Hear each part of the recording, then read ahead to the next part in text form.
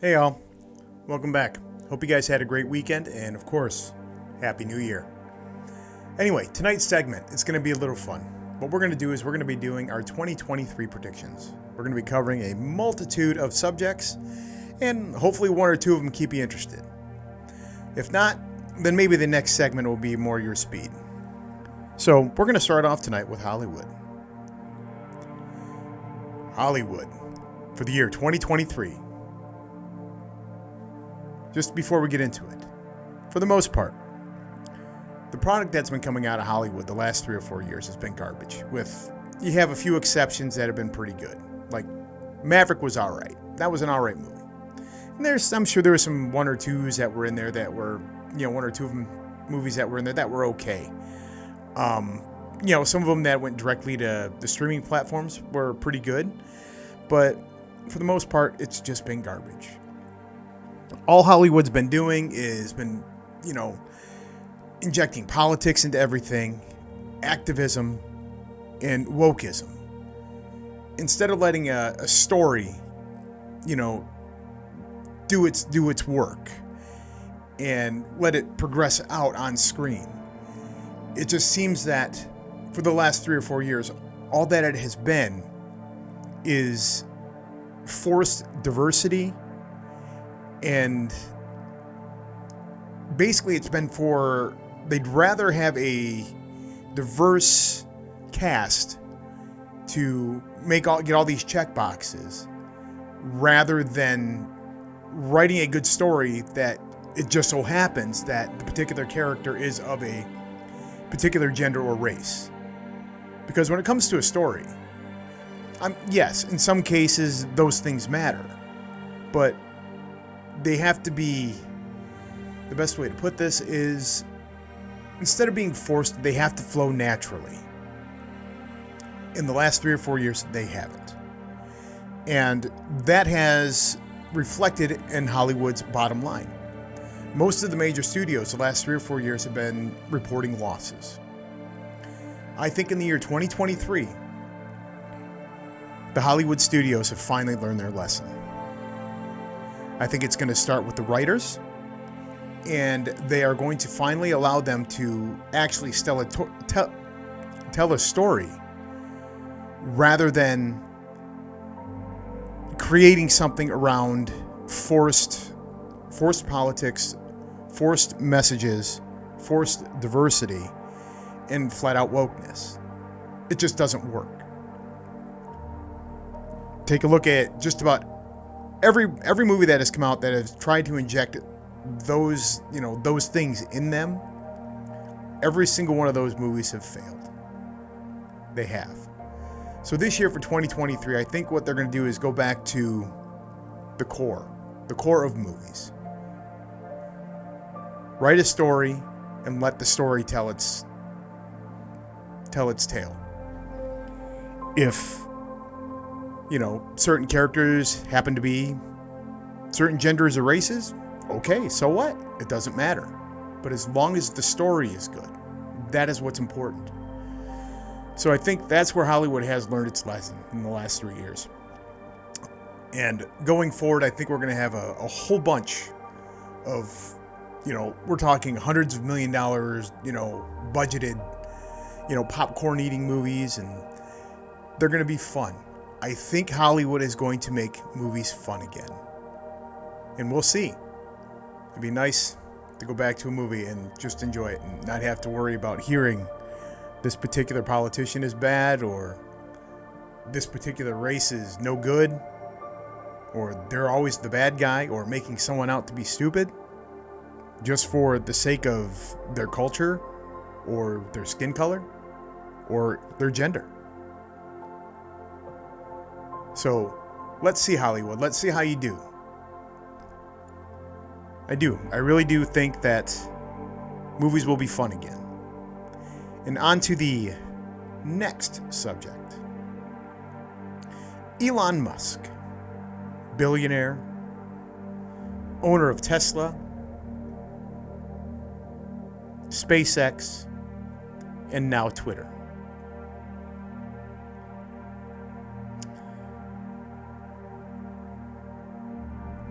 I couldn't come up with anything for Tesla or SpaceX. But when I think about Elon, I think about Twitter and how much of a cesspool Twitter has been the last 10 years of just everyone just beating up on each other for anything. Mostly politics, and Twitter is a very left-leaning platform. But Elon, more or less our real-life Batman, but without the, Bat Cave and all that stuff. But with this kind of money, he might actually have a freaking Bat Cave, and yeah, who knows. But anyway, no, I actually see with Twitter, I see him actually turning the platform into something similar to YouTube, where you can actually post and stream your videos and actually get monetized for them. Hopefully, that's what he does. Because based on from the financial records that, are seen all over, the different media platforms, it's losing millions a day. And that revenue has to be made up somehow. And to me, the only way that can be made up is through advertising revenue. And I think with his Twitter Blue, I think it's what it's called, where you pay to get verified or they verify you. Yeah, I'm sure it's going to bring in a few bucks. But I really think that's where he's going to go with it. I think he's going to turn it into a more centrist platform, where essentially both sides hate him. And with the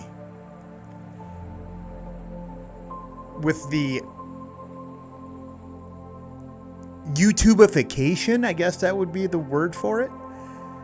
I think he would be a great challenge to YouTube. Even though YouTube has been around for, I think it's only almost been 15 years, maybe, right around 15 years. I think that is the direction he is going to take Twitter, is in that space. I wouldn't be surprised if there are similarities to what MySpace used to be. How you could actually customize your own pages. And I could see that happening, where he actually, yes, it's going to be almost like a hybrid between the majority of the platforms. There you go. I think that's what it'll do.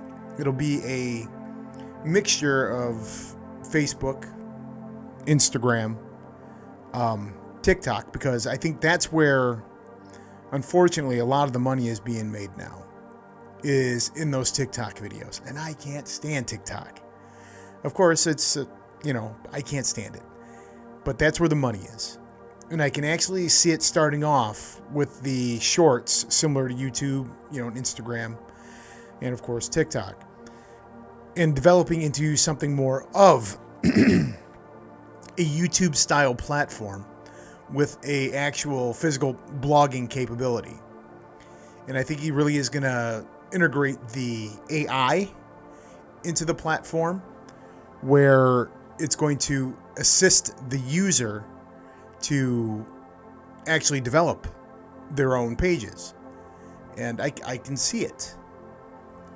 And hopefully it'll actually limit the bot accounts, which I'm sure he's doing. But yes, Twitter, I think, is going to go the way of YouTube with a mixture of basically Facebook and Instagram, with the shorts and even the longer form video. And I think that is going to be a haven for advertisers. And I think that's how he rescues Twitter. All right, y'all. Now we're going to get out there. Space. I don't know if any of you have actually heard of the James Webb Telescope. It's the telescope that they launched last year, and they placed it in a orbit just past Venus. So there's no like noise or light pollution, noise pollution from Earth. James Webb, already in its 8 months of being out there, has provided us with images and new physics that essentially broke everything that we know about our universe. I don't mean galaxy, I'm talking about the universe. This telescope is so powerful that, to give you an idea, this particular telescope was able to see back to essentially the moments right after the Big Bang. We can actually look into history with this telescope. It is that powerful. It's amazing. It simply is amazing. It's just astonishing what this thing can do. I think what is going to happen,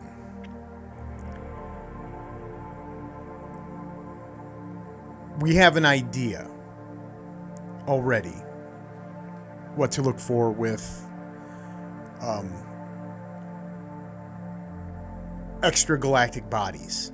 We know how to look for planets in the habitable zone of suns now and other stars.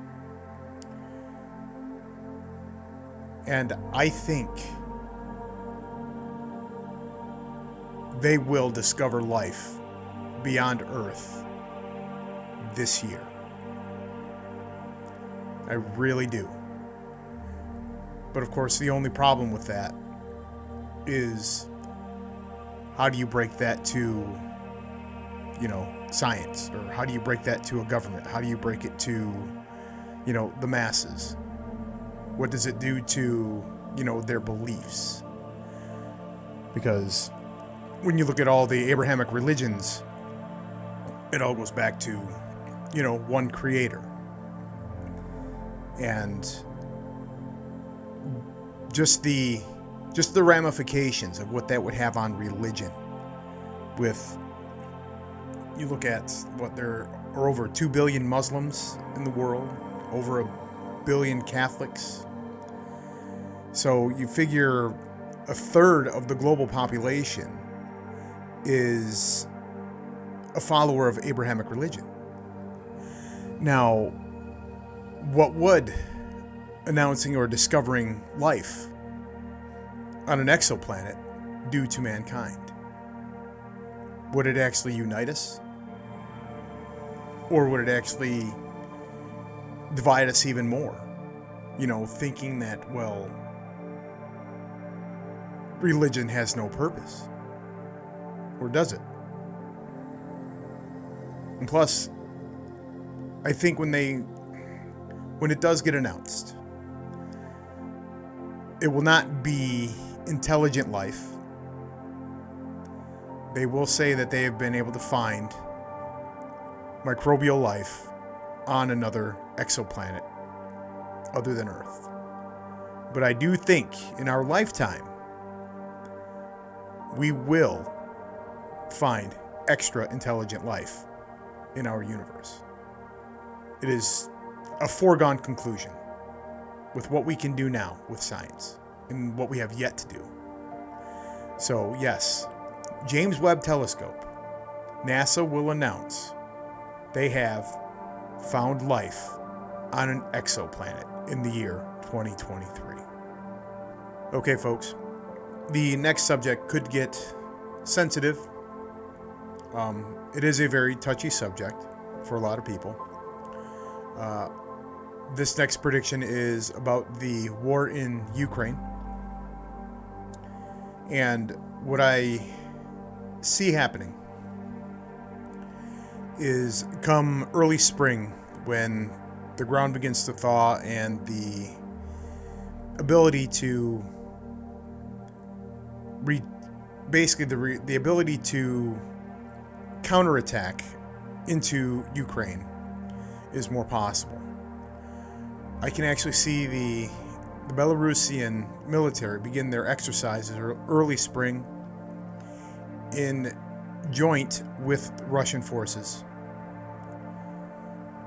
And mid to late spring, I can see a counteroffensive from them back into the Ukraine, re-seizing the lost territories and cities from when they retreated this late fall. And I feel that it is going to be so devastating to the civilian population of Ukraine that it's going to force NATO's hand. Even though NATO is already involved with providing weapons and training to the Ukrainian military, I think with this coming spring's counteroffensive that it will force NATO's hand. And we may actually have to physically engage with the Belarus and Russian military just to push them back. And I think in doing so, that the Russian government will increase its nuclear rhetoric for the use of tactical nuclear weapons, battlefield nukes. And there will be desperation by the Russian and Belarus forces. And I see a accident, I'll call it, being that the Russian military, their equipment is so outdated. The ground forces and specialty officers are so poorly trained in comparison to ours that they will threaten to use a battlefield nuke. It will detonate, but not as designed. And it'll be more of a dirty radioactive bomb rather than a thermonuclear bomb. And that will end the Ukrainian conflict. Because the world will see that the capability of the Russian forces is not what is advertised. And they will be forced to retreat, and it'll leave a area in Ukraine. They will attempt to use it on Kyiv. Kyiv will be not destroyed, but a quarantine zone from the dirty bomb, ushering in the end of the Ukrainian war. All right, folks, here we go. Everyone's favorite team sport, politics. We're going to start off with our current president, Joe Biden. And what I foresee late this year, late fall, early winter, Joe Biden will announce he is not running for a second term. I think one more year of the stress, his age, is taking more than a toll on him. I mean, we've seen in several instances where I'll just say he has suffered from senior moments. Walking in the wrong direction on stage, shaking an invisible person's hand, waving to nobody. It's not to make fun of the man. It's just that's what they are. They're senior moments. I mean, my father's 83 years old. And believe me, I've witnessed plenty of senior moments. It happens with age. With what he has to do, what he would have to deal with going into a second term in campaigning would physically just tear him up. Medical science, today's medical science is just amazing. It's simply amazing the things that we can do. We can manipulate the human body in ways we could have never thought of even 10 years ago. But with poor Joe, I think it'll just be too much on him. And he will say he cannot run for president because of the physical aspects or the physical demand it would have on his body.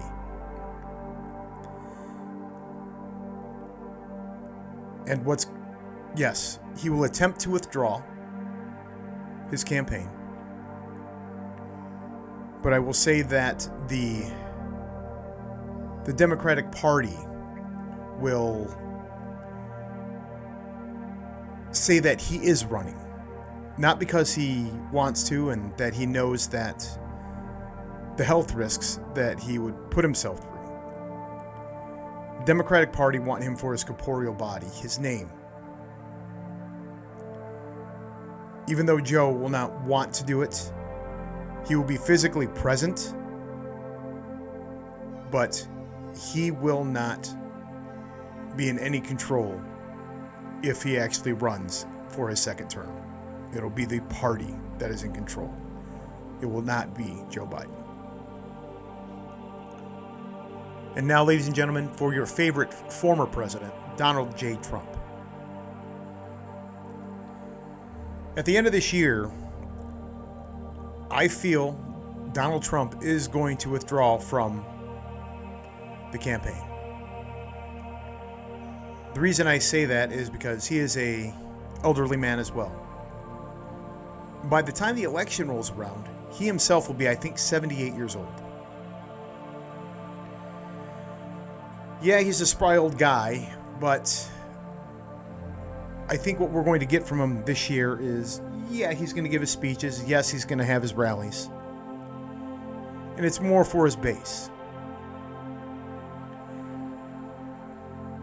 I know that he is pretty damn he is full of himself, and he's wants to do this for him he wants to make America great again. And just with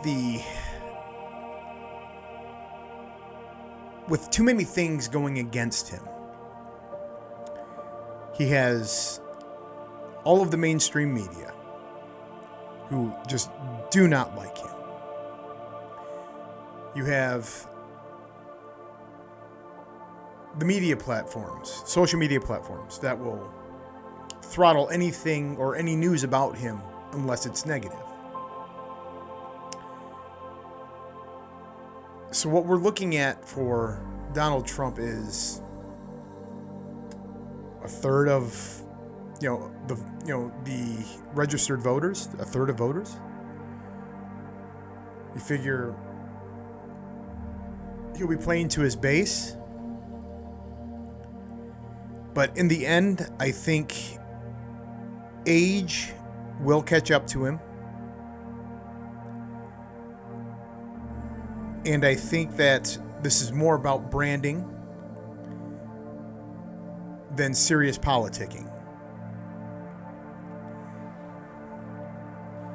And the reason I say that is I think he is going to make way for our next president.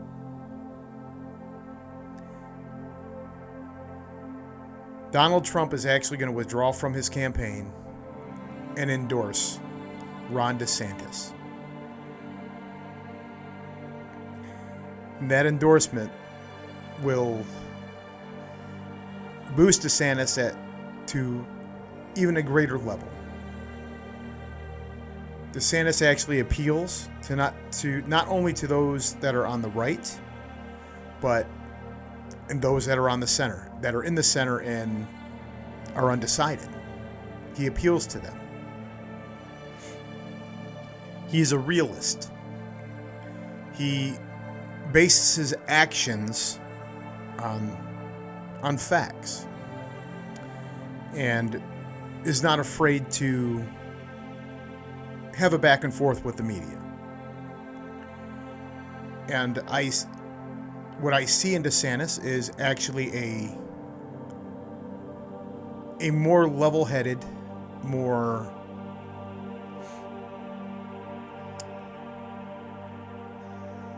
level-headed and a more balanced individual that can, debate both sides of the aisle.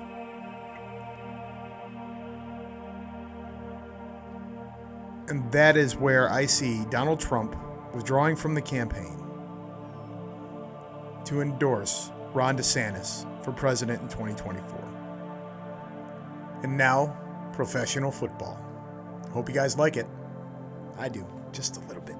Tiny bit. Kind of into it. So yes. Tonight we wrap up week 17. And I have no predictions for tonight's game. But next Sunday, the Detroit Lions and Green Bay Packers will be finishing off the season in the final game of the year. Nationally televised in Lambeau. Now, the Detroit Lions have actually had a very successful season this year. They had a very rough start, starting off 1-6, and now are on the verge of potentially making the playoffs. Now, for that to happen, the Seattle Seahawks will need to lose, and of course, the Detroit Lions will have to win. If the Lions win, they're in. Now, Green Bay, on the other hand, all they have to do is win. If Green Bay beats Detroit next week, Green Bay is in. They are in control of their own destiny. But I will tell you this. Neither of those teams are going to the big game. They just don't have it. There are too many other good teams out there that are much better than they are. So, what I see actually happening,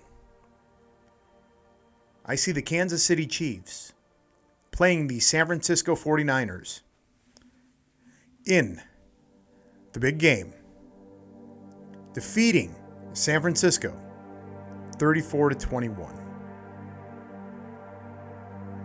That is for the 2023 World Championship.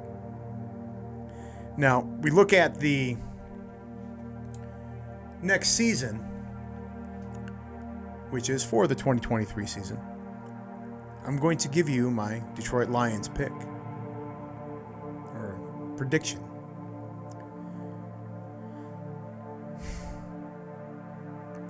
The Detroit Lions will finish 13-4 with the number 1 seed in the NFC.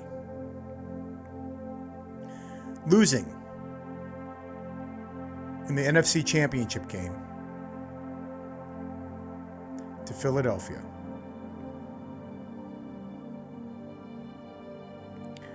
Unfortunately, still a successful season, a couple years ahead of schedule, but this team is going to be a perennial playoff team the next 5 years. Yes. Not saying it because I'm, wearing the hat, but they're doing it right. and it's exciting for us here in Detroit. It's fun to watch football. But on that, folks, I'm going to close out with that prediction. We're going to be back at it again next week. And, hopefully you guys enjoyed this segment. It was fun doing. And we will see what happens next week with another episode. And we'll do it. We'll see where we go. All right. I love you guys. Be good. Be safe. Say your prayers. Take your vitamins. Be good little Hulksters.